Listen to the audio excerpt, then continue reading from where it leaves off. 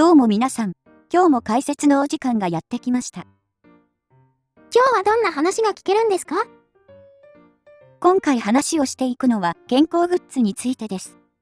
健康系といえば、以前から健康食品についていくつか動画を出していますが、今回は健康グッズということで、解説していこうと思います。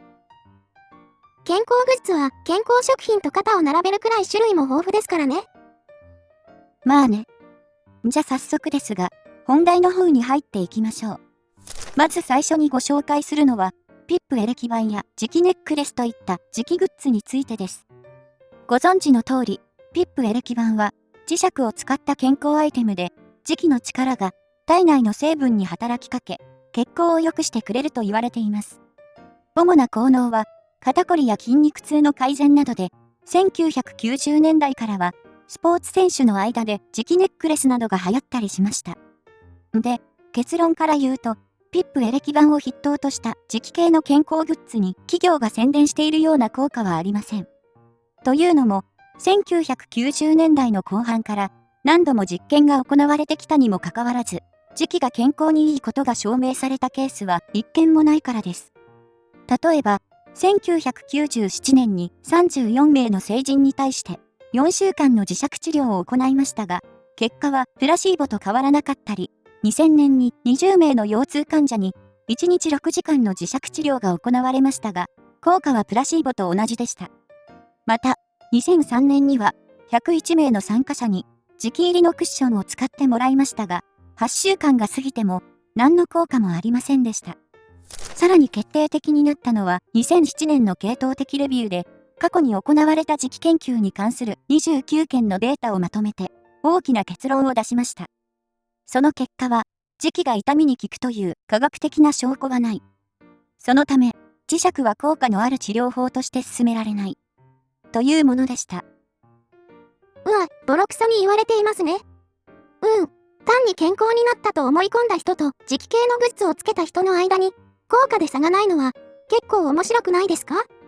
しかも、いろいろな実験で効果が否定されているのにもかかわらず、未だ市場から姿を消していないところに闇を感じます。確かにそうね。ではそのまま、次の健康グッズを紹介したいと思います。次は水素水についてです。水素水は、2007年に科学雑誌のネイチャーに掲載された論文で、水素水によって悪玉の活性酸素が取り除かれると報告されました。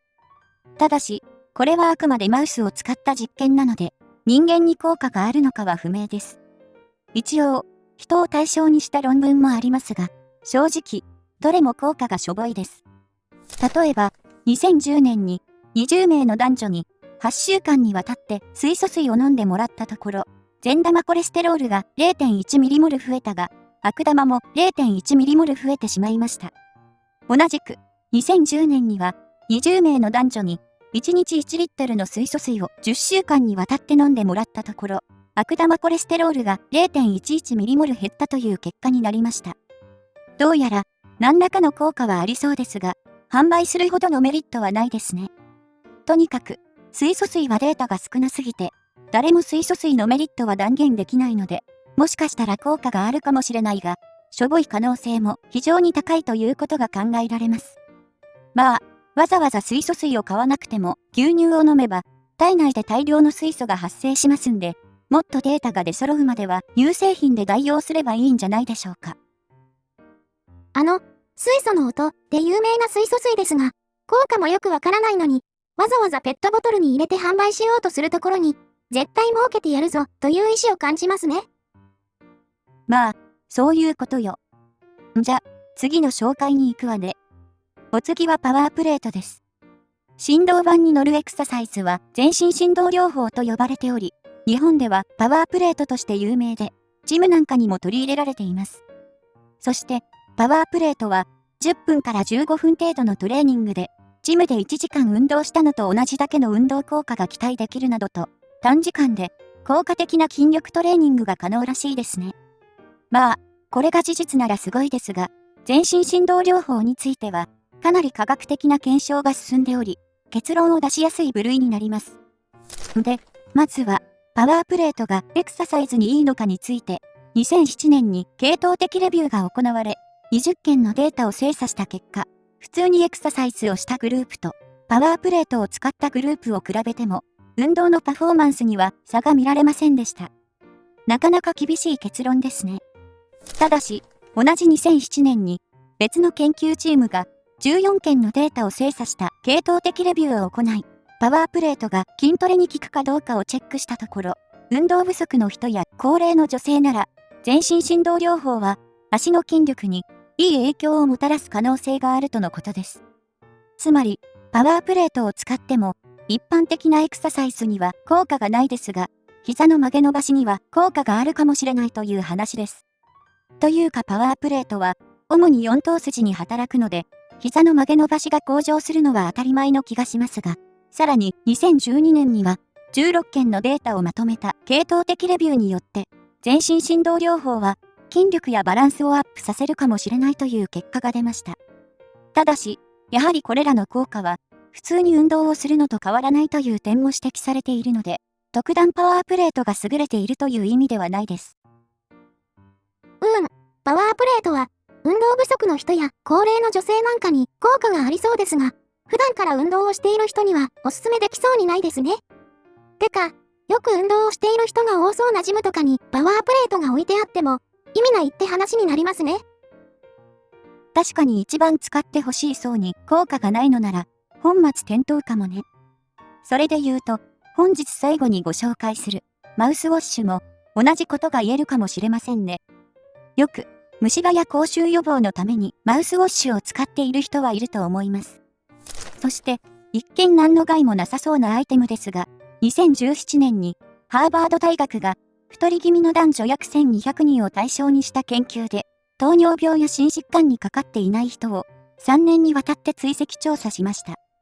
すると、マウスウォッシュをほとんど使わなかった人に比べて、マウスウォッシュを1日に2回以上使う人は、糖尿病のリスクが 55% もアップしていました。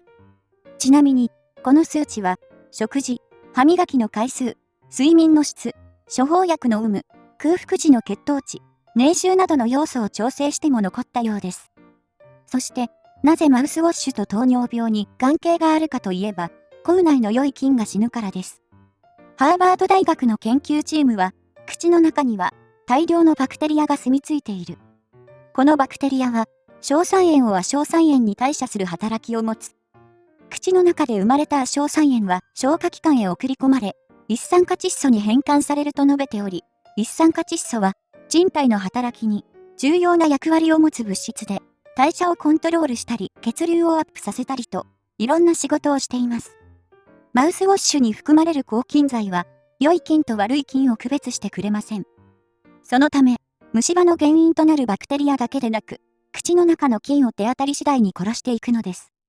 とはいえ、ハーバード大学の論文は観察研究なので、まだ、マウスウォッシュの危険性は確定したわけではありませんが、どうせマウスウォッシュを使うなら緑茶を飲んだ方が、マウスウォッシュの効果を得られたという研究もあるので、個人的には緑茶の方をお勧めします。